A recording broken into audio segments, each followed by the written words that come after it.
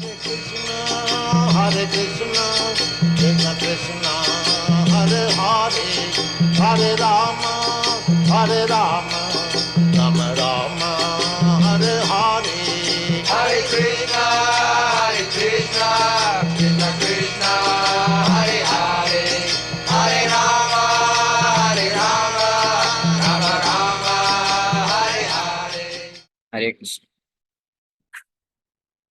तो आप सभी भक्तों का हार्दिक स्वागत है आज के प्रातःकालीन श्रीमद् भागवतम के डिस्कशन में। तो हम लोग श्री कृष्ण जन्माष्टमी स्पेशल अवसर पे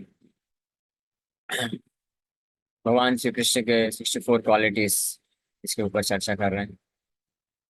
उसमें से अभी तक हम लोग 12 दिव्य गुणों के बारे में चर्चा कर चुके हैं। उसमें से ये जो 12वां दिव्य गुण है, हाईली एजुकेटेड, हाईली इंटेलिजेंट। भगवान कृष्ण हाईली इंटेलिजेंट, सर्वश्रेष्ठ बुद्धिमान है भगवान। और इंटेलिजेंस का मतलब क्या होता है ये हम लोग कर चर्चा किए। जिसके पास शार्प मेमोरी मतलब जो बहुत ही जल्दी किसी को समझ सके किसी चीज को, उसको शार्प मेमोरी बोलते हैं।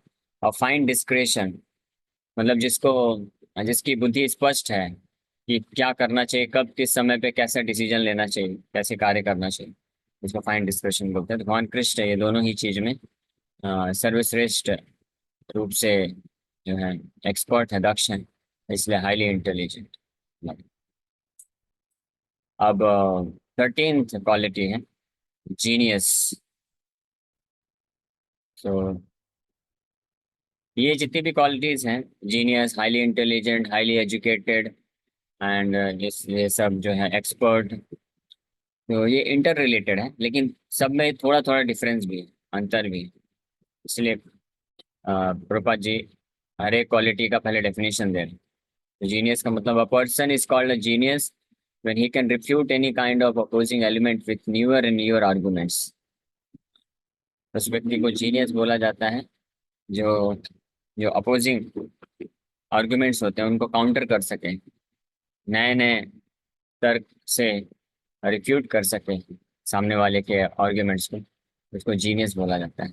भगवान भी एक जीनियस है, भगवान के भक्त भी बहुत जीनियस होते हैं। प्रभुपाद जी भगवान कृष्ण की भक्ति के विरोध में जितने भी आर्ग्यूमेंट होते थे, चाहे कोई साइंटिस्ट लेके आए, फिलोसफर लेके आए, या कोई पॉलिटिशियन है, लीडर है, सेलिब्रिटी है, कोई भी, प्रभुपाद जी बहुत एक्सपर्ट तरीके से उसको काउंटर कर देते। भगवान भी इसी प्रकार से बहुत expert. So in this connection there is a statement in Padyavali which contains the following conversation between Krishna and Radha. One morning when Krishna came to Radha, Radha asked him, "My dear Keshava, where is your Vasa at present?" The Sanskrit word Vasa has three meanings. One meaning is residence, one meaning is fragrance, and another meaning is dress. So actually, Radharani inquired from Krishna, "Where is your dress?" But Krishna took the meaning as residence and he replied to Radharani, "My dear captivated one, at the present moment, my residence is in your beautiful eyes." तो कृष्ण बहुत expert है। हाँ, तो जो मैं समझा देता हूँ पहले।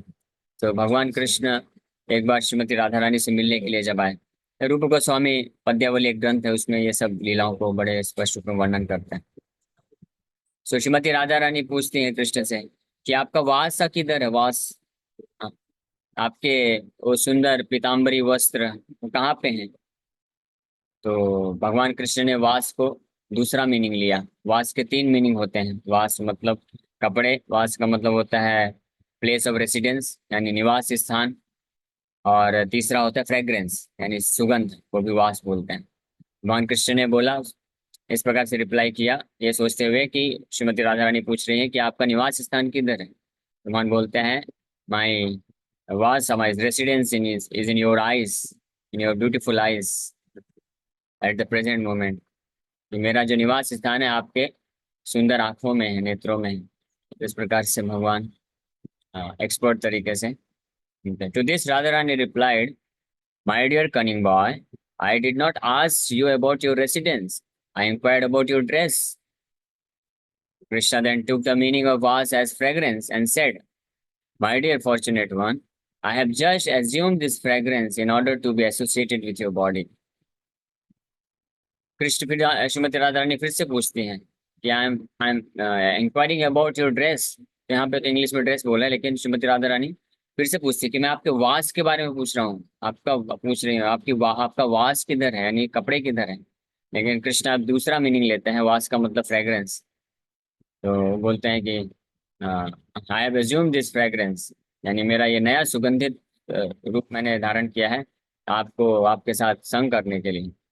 Srimati Radharani again inquired from Krishna, where did you pass your night?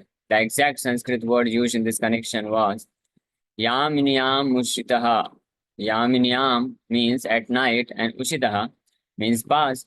So Krishna, however, divided the word Yaminyam Mushitaha into two separate words, namely Yaminya and Mushitaha.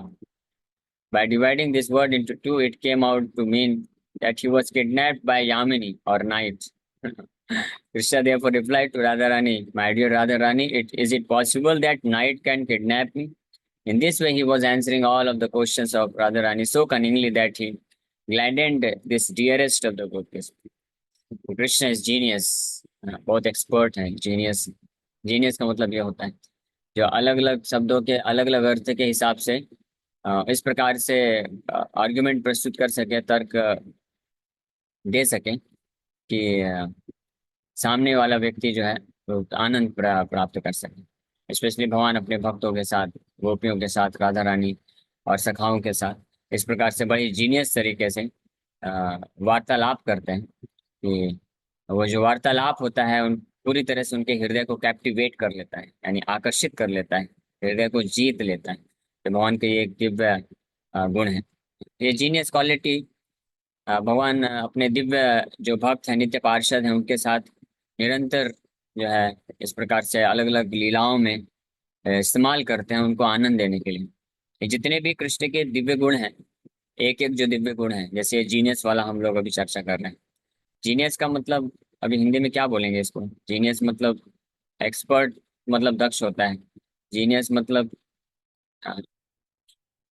क्या बोले? ठीक, किसी को अगर पता चले तो चैट बॉक्स में लिख के भेज दीजिए, बहुत क्योंकि मुझे बुद्धिमान अभी होता है, बहुत बुद्धिमान। स्मरण नहीं आ रहा है क्या बोल सकते हैं। तो ऐसे दिव्य गुणों, जितने भी दिव्य गुण हैं भगवान कृष्ण के, highly intelligent, highly qualified, genius, wonderful linguist, अभी तक जितने भी हमने इतने सुंदर सुंदर गुणों के बारे में चर्चा किया, ये तो हम लोग जस्ट चर्चा कर रहे हैं। सोचिए आप, जो लोग इन दिव्य गुणों के संपर्क में आते हैं तो वो पूरी तरह से कैप्टिवेट हो जाते हैं भगवान कृष्ण के द्वारा। हाँ, पहला से स्टार्ट हुआ था। भगवान कृष्ण दिव्य गुणों का यहाँ पे सूची भी, beautiful bodily features on the entire body, beautiful features of the entire body. शरीर का एक एक अंग भगवान का अत्यंत सुंदर है, असीमित मात्रा में सुंदरता को धारण करते हैं भगवान। हाँ, और ऑस्पिशियस कैरेक्टरिस्टिक्स है भगवान के शारीरिक शारीरिक ऐसे लक्षण है, शुभ लक्षण। और extremely pleasing, effulgent, strong, ever youthful, wonderful linguist, truthful, talks pleasingly, is fluent, highly learned, highly intelligent and a genius. यहाँ तक अब हम लोग चर्चा कर चुके हैं, और ऐसे फिर और भी सारी क्वालिटीज आएंगी, 64 क्वालिटीज। तो एक एक जो दिव्य गुण हैं, ये भगवान को इतना आकर्षक बना देता है, इतना आकर्षक बना देता है कि भक्त लोग जब इन दिव्य गुणों के संपर्क में आते हैं तो पूरी तरह से कैप्टिवेट हो जाते हैं वो। यानी कैप्टिवेट का मतलब होता है पूरी तरह से मोहित हो जाते हैं भगवान के ऐसे भक्त हैं। इसलिए सर्व आकर्षक इति कृष्ण बोला जाता है। सर्व हर किसी को आकर्षित कर सकता है अपने दिव्य गुणों के माध्यम से। तो ही सो एक्सपर्ट। हम तो अभी जस्ट सोचिए, हम लोग बस श्रवण कर रहे हैं, सुन रहे हैं, तो हमारे हृदय में भी आकर्षण कुछ न कुछ आ जाता है कृष्ण के प्रति। लेकिन जो वास्तविक में इन दिव्य गुणों के संपर्क में आता है जो भक्त है, और इस संपर्क में इस भौतिक जगत में रहते हुए भी कोई भक्त है भगवान कृष्ण के इन दिव्य गुणों का साक्षात्कार कर सकता है, दैट इज पॉसिबल, संपर्क में आ सकता है। ऐसा नहीं है कि आपको इस भौतिक जगत से पूरी तरह से शुद्ध होकर के जब इस शरीर को त्याग देंगे, मृत्यु हो जाएगा, उसके बाद जब भगवान के धाम जाएंगे तभी भगवान के दिव्य गुणों का साक्षात्कार किया जा सकता है। ऐसा बिल्कुल भी नहीं है। तब तो होता ही है, तब तो कंटिन्यूअस कॉन्स्टेंटली भगवान के संग में रह करके जो भक्त होते हैं उनके दिव्य गुणों के संपर्क में आकर के निरंतर कृष्ण के प्रति प्रेम में भाव विभोर रहते हैं, मोहित रहते हैं, और कभी जो है कृष्ण का संग नहीं छोड़ना चाहते हैं। और अत्यधिक अद्भुत आनंद की प्राप्ति करते हैं। वो तो आध्यात्मिक जगत में तो कंटिन्यूअस एवरी मोमेंट, लेकिन इस भौतिक जगत में भी ऐसे भक्त जो प्रेमा अवस्था में होते हैं भगवान कृष्ण के गुणों का साक्षात्कार प्राप्त करते हैं। जैसे प्रेमांजनाचुरित भक्ति विलोचनेन संतः सदैव हृदयेषु विलोकयन्ति यम श्याम सुंदरम अचिंत्य गुणस्वरूपम गोविंदमादि पुरुषम तमहं भजामि। भगवान श्याम सुंदर के जो अचिंत्य गुण और स्वरूप है, अचिंत्य गुण ये 64 गुण है, और स्वरूप है उनका दिव्य रूप है, सुंदरता है। इसको भगवान के जो शुद्ध भक्त जो भौतिक जगत में रहते हैं वो भी प्रेम अंजन चुरित, प्रेम से जिनकी दृष्टि पूरी तरह से परिपक्व हो चुकी है, तो ऐसे संत है, ऐसे भगवान के भक्त इनका हृदय पूरी तरह से कल्मश रहित है, कोई कल्मश नहीं है, कोई दोष नहीं है, निष्कपट है, जो शुद्ध है पूरी तरह से, कोई भौतिक आकर्षण भौतिक आसक्ति नहीं है। तो ऐसे सदैव हृदयेषु विलोकयन्ति, हृदय हृदय के अंदर ही भगवान के इस प्रकार के अचिंत स्वरूप अचिंत गुण और उनके स्वरूप का दर्शन विलोकयन्ति। विलोकयन्ति मतलब विशेष रूप से पूरी तरह से मोहित होकर के आकर्षित होकर के दर्शन करते रहते हैं, देखते रहते हैं। And that is the goal of every devotee of Krishna consciousness. हर भक्त का इस कृष्ण भावनामृत आंदोलन में हर भक्त का ये गोल है, यह होना चाहिए, हमारा ये लक्ष्य होना चाहिए कि एक दिन जब हम भगवान के नाम का जप करें, उस स्टेज पे पहुंचे कि भगवान के नाम का जप करने से भगवान के अचिंत गुण स्वरूपम जो है हृदय में प्रकट हो जाए। और the holy name of Krishna, भगवान का हरिनाम जो है वो ये प्रोवाइड कर सकता है, दे सकता है। और वही चीज प्रदान करने के लिए श्री चैतन्य महाप्रभु भगवान गोलोकेरा प्रेम धन इसलिए बोला गया है कि गोलोकेरा प्रेम धन क्या है, ये प्रेम धन है क्या? ये है कृष्ण का जो दिव्य स्वरूप है, उनके जो दिव्य लीलाएं हैं, जो दिव्य गुण हैं, जिनका साक्षात प्राप्त करके कृष्ण के प्रति भक्त मोहित हो जाता है, प्रेम से विह्वल हो जाता है, उसी को प्रेम धन बोला जाता है। यही है प्रेम, दैट इज कृष्ण प्रेम। और ये प्रेम धन जो है हरिनाम के रूप में आया है, वो हरिनाम के माध्यम से भक्त उस दिव्य प्रेम धन को प्राप्त कर सकता है। यानी भगवान के दिव्य गुणों के, जिनका हम लोग अभी चर्चा कर रहे हैं, श्रवण कर रहे हैं, भगवान का दिव्य स्वरूप है, भगवान के दिव्य लीलाएं हैं, उसको न केवल सुन के इंफॉर्मेशन की तरह बस हो सकता है, बल्कि उनका साक्षात्कार कर सकता है। और न केवल साक्षात्कार, अगर इस हरिनाम जप की परिपक्व अवस्था में कोई भक्त पहुंचता है शुद्ध नाम जप में, तो वो भगवान के इन दिव्य लीलाओं में पार्टिसिपेट भी कर सकता है, प्रवेश कर सकता है। ऐसे अनेकों उदाहरण हैं, हमारे ऐसे महान आचार्य हैं जो भगवान के नाम जप करके शुद्ध नाम की अवस्था में धीरे धीरे नाम से भगवान का रूप प्रकट होता है, भगवान के गुण प्रकट होते हैं उसके हृदय में, भगवान की लीलाएं प्रकट होती है, वो दर्शन कर सकता है। और साथ ही साथ में एक ऐसी अवस्था आती है जो उन लीलाओं में जाके प्रवेश कर सकता है, उन लीलाओं में भगवान का जाके सेवा भी करता है। समाधि की अवस्था में ये होता है। जैसे रघुनाथ दास गोस्वामी, जो कि हर 3 दिन में केवल थोड़ा सा एक हथेली छाछ पीते थे मात्र, और सोते नहीं थे, 2 4 10 दिन में कभी सोए तो सोए, नहीं तो सोने की आवश्यकता नहीं थी, निरंतर कृष्ण के नाम का जप करते थे, और श्री चैतन्य महाप्रभु और कृष्ण की कथा करते थे, और उनके बारे में श्रवण करते थे और ग्रंथों की रचना करते थे। इस प्रकार से वृंदावन में रह करके सारे 60 गोस्वामी इस प्रकार से जीवन यापन करते थे, 24 घंटे अहर्निशा ये उनका रूटीन रहता था। और कभी कभी भगवान के नाम दिव्य नाम जप करने की अवस्था में समाधि में जाकर के भगवान के दिव्य गुण उनके हृदय में प्रकाशित होते थे, लीलाएं प्रकाशित होती थी, और कभी कभी वो खुद भी चले जाते थे, उन लीलाओं में पार्टिसिपेट करते थे। ऐसे एक बार रघुनाथ दास गोस्वामी जो है गोलोक वृंदावन में भगवान कृष्ण की लीला में गए, और कई घंटे बीत गए, वो समाधि की अवस्था में है। जब वापस आए तो उनको इंडाइजेशन हो गया, पेट में इंडाइजेशन हो गया, पेट खराब हो गया। तो वैद्य को दिखाया गया, वैद्य ने चेक किया, वैद्य ने बोला कि शिष्यों को बताते हैं कि आपके गुरुजी ने बहुत ही ज्यादा कंडेंस्ड मिल्क में बना हुआ स्वीट राइस खाया है, इसलिए उनको इंडाइजेशन हो गया। तो शिष्य लोग आश्चर्यचकित हो गए, बोले हे डॉक्टर आप क्या बकवास कर रहे हो, हमारे गुरुजी तो कंडेंस्ड मिल्क तो छोड़िए, मिल्क भी नहीं पीते हैं, वो थोड़ा सा 3 दिन में छाछ पीते हैं, और आप बोल रहे हो उनको इंडाइजेशन हो गया क्योंकि बहुत ज्यादा वो जो है गाढ़ा दूध से बना हुआ खीर खा लिया है। जैसे हमारे राधा रासबिहारी को डेली खिलाया जाता है, गाढ़े दूध में बना हुआ बिल्कुल सुंदर सुंदर खीर बना के खिलाया जाता है। हाँ, मलाई उसमें गाढ़ा गाढ़े दूध में बनता है, बहुत टेस्टी लगता है, किसी कोई खाया नहीं है तो आ सकते हैं। हर दिन भागवतम क्लास के बाद दिया जाता है, भोगा थाली के स्टॉल के पास में सबको वितरित किया जाता है। वो स्वीट राइस बहुत ही जबरदस्त होता है, लेकिन हर कोई उसको डाइजेस्ट नहीं कर सकता है। मैं तो स्पेशली बिल्कुल थोड़ा सा लेता हूँ। कंडेंस में तो ऐसे वो बोले शिष्य लोग कि आपके गुरुजी को इंडाइजेशन हो गया, स्वीट राइस खाया है। तो जब गुरुजी को ऐसे बताया तो बोले हाँ हाँ सही बात है। मैं पिछले दिन राधा कृष्ण की लीला में गया था, वहां पे गोपियों ने मिल करके राधा कृष्ण के लिए बहुत सुंदर स्वीट राइस बनाया था, कर्पूर डाल करके, और बहुत कंडेंस्ड मिल्क था। और भगवान राधा कृष्ण ने उनको खाया। उसके बाद जो महाप्रसाद मिला सभी गोपियों ने खाया, फिर मुझे भी मिला। और वो इतना टेस्टी था, इतना टेस्टी था, महाप्रसाद था कि मैं कंट्रोल नहीं कर पाया, मैं बहुत सारा खा गया, इसलिए इंडाइजेशन हो गया। और ये कहाँ पे किया उन्होंने लीला? गोलोक वृंदावन धाम में, वैकुंठ आध्यात्मिक जगत में जाकर के, इस भौतिक जगत में नहीं। लेकिन उसका प्रभाव इस भौतिक जगत के शरीर पे भी पड़ा। इसका मतलब ये है कि रघुनाथ दास गोस्वामी का शरीर दिव्य है, भौतिक नहीं। अगर भौतिक शरीर होता तो उसका प्रभाव यहाँ पे नहीं होता। और वो जो इंडाइजेशन वाला है वो भी एक लीला है, पास टाइम है। इस प्रकार से अलग अलग।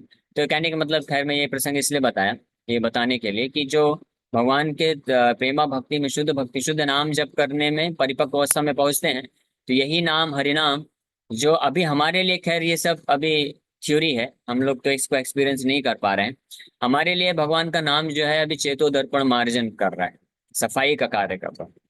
ये सफाई कंप्लीट होने के बाद ही हम आशा कर सकते हैं कि ये नाम के द्वारा भगवान के दिव्य रूप और गुण प्रकट होंगे स्वतः अपने आप। आपको चिंतन नहीं करना पड़ेगा। भगवान के दिव्य रूप जो है, स्वरूप है और गुण है और लीलाएं हैं, वो अपने आप हरिनाम आपको प्रकट करेगा। और फिर और परिपक्व होने पे आप प्रवेश भी कर सकते हैं, ये पॉसिबल है। लेकिन ये बहुत ही हाईली एलिवेटेड स्टेज है।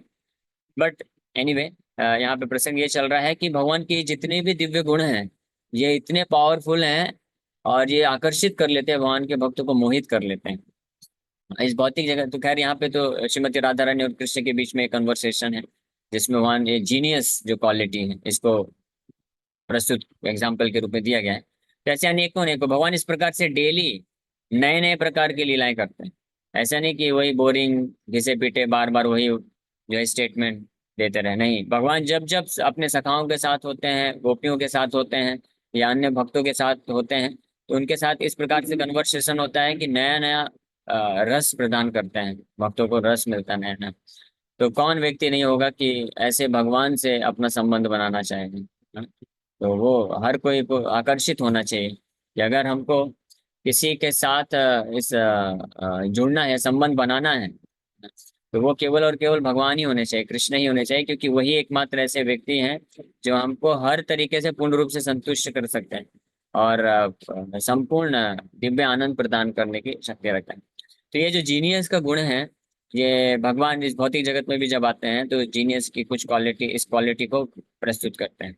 जैसे एक उदाहरण है, श्री चैतन्य महाप्रभु जब आए प्रचार प्रसार कर रहे हैं, तो बहुत ही जीनियस तरीके से, बड़े एक्सपर्ट तरीके से प्रकाशानंद सरस्वती, सार्वभौम भट्टाचार्य और दिग्विजय पंडित, इन लोगों को डिफीट किए। हाँ, तर्क दे करके, शास्त्रों के तर्क को प्रस्तुत करके। और भगवान तो परम ज्ञाता है, हाईली एजुकेटेड भी आया है क्वालिटी, और हाईली इंटेलिजेंट भी है, लेकिन साथ ही साथ में जीनियस भी है। तो हाईली एजुकेटेड सूचित करता है कि उनको शास्त्रों का पूरा ज्ञान है, और हाईली इंटेलिजेंट सूचित करता है कि किस समय पे किस प्रकार से व्यक्ति को बात करना है वो जानते हैं। और जीनियस का अर्थ होता है कि इस प्रकार से वो अपने तर्कों को प्रस्तुत कर सकते हैं कि सामने वाले को बुरा नहीं लगेगा, सामने वाला जो व्यक्ति है और बल्कि आनंद को प्राप्त करेगा डिफीट होते हुए भी। और यही हुआ। सार्वभौम भट्टाचार्य जो कि निराकारवादी थे, प्रकाशानंद सरस्वती जो कि मायावादी थे, इन दोनों को श्री चैतन्य महाप्रभु ने शास्त्रों के तर्क को इस प्रकार से प्रस्तुत किए कि उनके हृदय को आघात नहीं हुआ, वो हर्ट नहीं हुआ उनको, बल्कि वो लोग बड़े ही उनको बोलते भी हैं। प्रकाशानंद सरस्वती बोलते हैं, तुम्हारा रूप देखी जुड़ाए नयन, आपकी सुंदरता, आपके रूप का दर्शन करके हमारे नयन को संतुष्टि मिल रही है, और आपके वाणी को, शास्त्रों के तर्क को सुन करके हमारे कान को संतुष्टि मिल रही है। जुड़ाया कर्ण, कान भी संतुष्ट हो रहे हैं, हमारा हृदय पूरी तरह से तृप्त हो जा रहा है। हालांकि क्या किए थे महाप्रभु? डिफीट किए थे। प्रकाशानंद सरस्वती मायावादी सन्यासी, 10,000 सन्यासी शिष्यों के गुरु थे।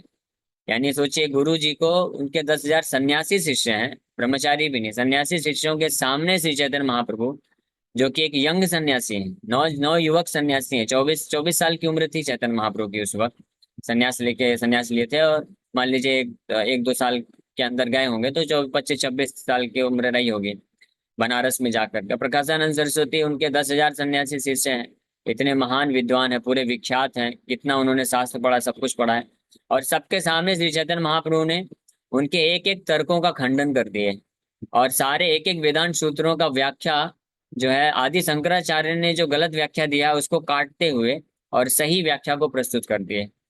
तो एक तो सही रूप में प्रस्तुत किया, लेकिन फिर भी एक सही रूप में भी अगर कोई किसी को तर्क में ऐसे हराएगा, वो भी बड़ा व्यक्ति कोई है, तो उसको तो इतना अहंकार उसका तो इतना हर्ट होगा उसको और उनके शिष्यों के सामने, तो वो तो भले ही स्वीकार कर ले कि हाँ आप सही तर्क दे रहे हैं, लेकिन फिर भी कभी भक्त नहीं बनेगा। लेकिन प्रकाशानंद सरस्वती ऐसा बिल्कुल नहीं हुए, क्योंकि चैतन्य महाप्रभु ने इतनी जीनियस तरीके से और मधुर तरीके से विनम्रता के साथ उनके तर्कों का खंडन किए कि सब लोग आकर्षित हो गए और एक्सेप्ट कर लिए एक साथ। सारे शिष्य सहित गुरुजी प्रकाशानंद सरस्वती भी स्वीकार कर लिए और चैतन्य महाप्रभु के शिष्य बन गए सबके सब, और चैतन्य महाप्रभु को जो है सेवा करने लगे। चैतन्य वो स्वीकार वो जान गए, प्रकाशानंद सरस्वती इसके बाद जान गए कि वास्तव में ये कोई साधारण सन्यासी नहीं है और ये साक्षात भगवान है, वो समझ गए। फिर बाद में भगवान उनको अपने शिष्य के रूप में स्वीकार करते हैं और सब लोग हरे कृष्ण महामंत्र चालू कर देते हैं, वैष्णव बन जाते हैं।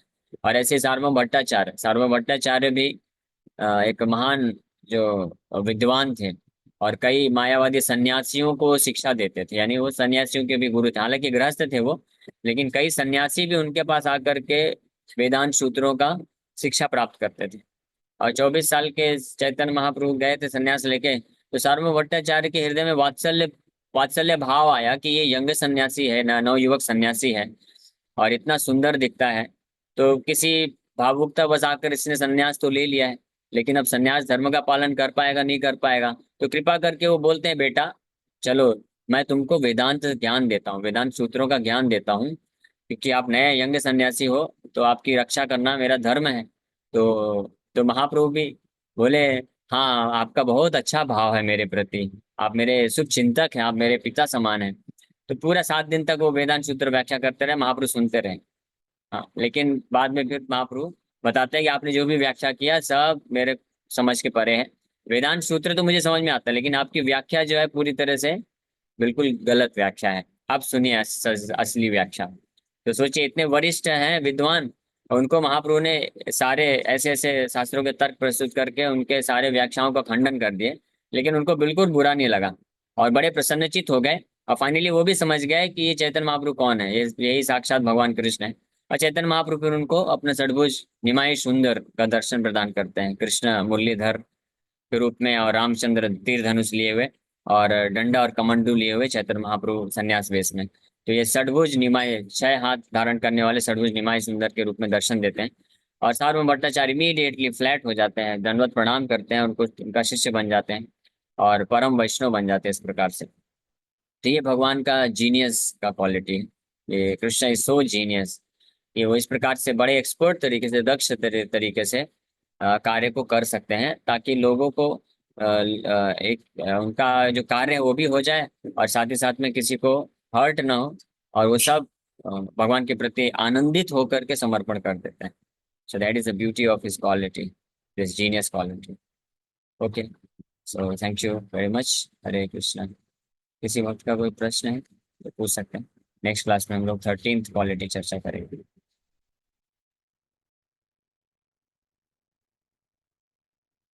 यस, किसी का कोई प्रश्न है? हरे कृष्णा प्रभु जी।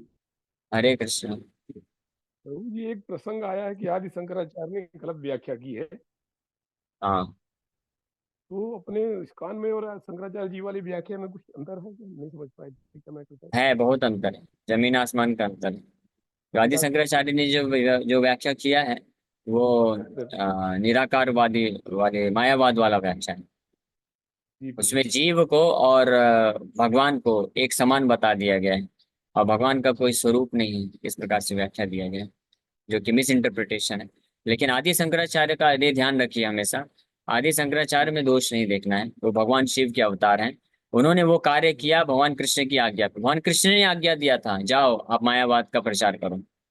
तो परम वैष्णव भगवान शिव भगवान कृष्ण की आज्ञा को अपने सिर पे धारण करके ये कार्य किए जो नहीं करना चाहते थे। क्योंकि कोई भी वैष्णव होता है कभी भी मायावाद सिद्धांत को सुनना भी पसंद नहीं करता, उसका व्याख्या उसको बोलना तो दूर की बात है।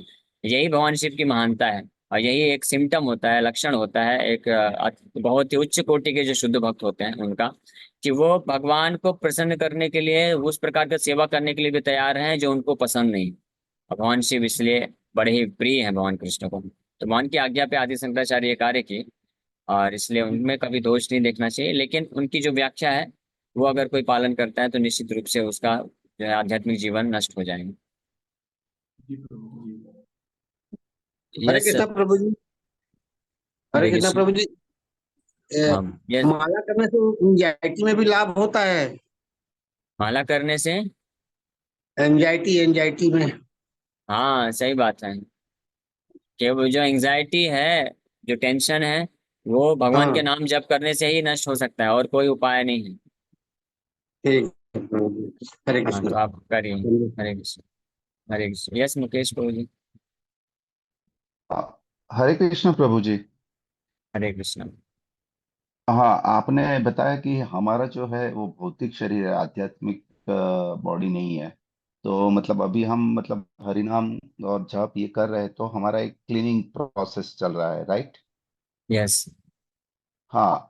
तो अभी ये क्लीनिंग प्रोसेस में कैसा होता है कि भाई सबका अलग अलग होता है, तो मतलब मैं मेरी ही बात करूंगा कि ऐसा होता है कि भाई क्लीनिंग प्रोसेस चल रहा है, सब धीरे धीरे मतलब समझ आ रहा है, फील हो रहा है। लेकिन एक चीज ये हो रही है कि जैसे क्लीनिंग होता है तो पीछे पीछे वही भौतिकता भी वापस मतलब आ रही है, तो मतलब वही चक्कर में हम गोल गोल घूम रहे हैं। तो हाँ क्या मतलब। बहुत अच्छा आपने पूछा। इसलिए भक्तों को बहुत विशेष ध्यान रखना है कि हम एक तरफ से क्लीनिंग तो कर रहे हैं, लेकिन साथ में देखना है कि गंदगी भी नहीं होना चाहिए। जैसे कोई रूम क्लीनिंग करता है तो क्लीनिंग तो करते जा रहा है, लेकिन खिड़की दरवाजे खुले हैं तो बाहर से हवा आ रहा है, डस्ट भी आ रहा है, तो उसका पूरा जो क्लीनिंग करने का मेहनत है वो खराब होता जाता है। तो इसलिए दरवाजा खिड़की बंद कर देने का, फिर क्लीनिंग करने का, तो और फिर पूरा धूल डस्ट निकाल के बाहर फेंक देने का। तो इसी प्रकार से दरवाजा खिड़की बंद करने का मतलब है कि जो भौतिकवादी एसोसिएशन है, मटेरियलिस्टिक एसोसिएशन, इंद्र तृप्ति के लिए जो बढ़ावा देते हैं, उस एसोसिएशन को त्यागना चाहिए, और ऐसे कार्यों को नहीं करना चाहिए जिससे हमारा हृदय और दूषित हो जाए। इसलिए प्रभुपाद जी बहुत स्ट्रिक्टली बोले, ये चार नियम का पालन करना बहुत आवश्यक है। No meat eating, no gambling, no intoxication, no illicit sex. Specially ये चार जो पाप के पिलर हैं, तो इसको त्यागना ही चाहिए उन भक्तों को जो गंभीर हैं अपने हृदय को शुद्ध करके तीव्रता से भगवान कृष्ण की भक्ति को प्राप्त करने के लिए। तो ये बहुत जरूरी है। भागवत में कुंजर शौचवत इसको बोला गया है। कुंजर मतलब हाथी, शौचवत मतलब हाथी के स्नान जैसा नहीं होना चाहिए। हाथी जो होता है वो तालाब में जाएगा, नदी में जाएगा, स्नान करेगा, और जैसे बाहर आएगा अपने ऊपर मिट्टी डाल लेता है, तो फिर फायदा क्या हुआ। तो वैसा नहीं होना चाहिए, तो इसलिए भक्तों को विशेष ध्यान रखना चाहिए। ठीक है। हरे कृष्ण, थैंक यू। हरे कृष्ण। भगवान भगवान जो है मदद करते हैं हमारे अंदर, सिंसियरिटी इच्छा रहेगी अगर। कई बार भक्त लोग सोचते हैं प्रभु जी मुश्किल है, बहुत मुश्किल है ये सब भौतिक अनर्थों को त्याग कर पाना। लेकिन मुश्किल नहीं है, शुरू में था भले ही डिफिकल्टी लग सकते हैं, लेकिन अगर किसी के हृदय में सिंसियरिटी है, इच्छा रखता है कि मुझे किसी भी प्रकार के पाप नहीं करना, किसी प्रकार के जो हृदय को गंदा करने वाला चीज के संपर्क में नहीं आना है, तो भगवान फिर मदद करते हैं। हरिनाम जप करने से आपको वो शक्ति भी मिलेगी ताकि आप ये जो हृदय को दूषित करने वाले जो एलिमेंट हैं उससे आप अपने आप को बचा सकें।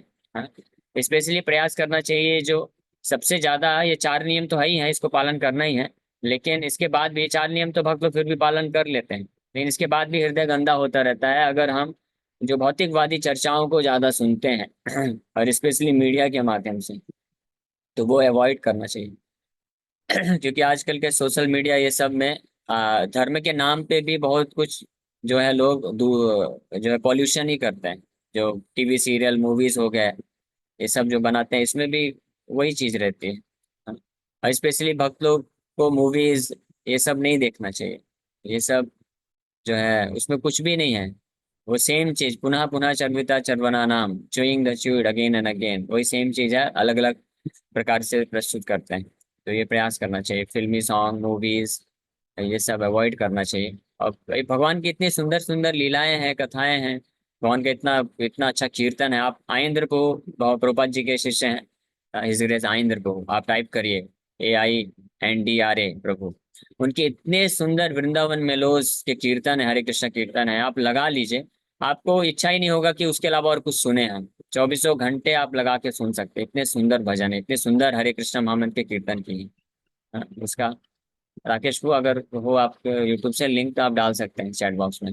भक्तों को वो सुनना चाहिए, फिल्मी सॉन्ग सुनने की बजाय वो सॉन्ग, वो कीर्तन सुनिए ऐसे महान भक्तों के द्वारा, तो हृदय का तुलसी मार्जन क्या भी नाम होगा। बता, तुलसी नाम आयेंद्रपुर क्या बताएं? आयेंद्रपुर वो राकेशपुर डालेंगे, अभी लिंक लिंक डालने वाले हैं, तो आप उसमें सुनिए। वृंदावन आप अगर यूट्यूब में लिखेंगे ना, वृंदावन मेलोस करके, तो भी मिल जाना चाहिए। बहुत सुंदर कीर्तन, ऐसे सैकड़ों कीर्तन किए हैं प्रभु जी। तो वो आप डाउनलोड कर लीजिए निरंतर, आप लगा के रखिए घर पे, बहुत अच्छे कीर्तन है। ओके, हरे कृष्ण। Hare Krishna,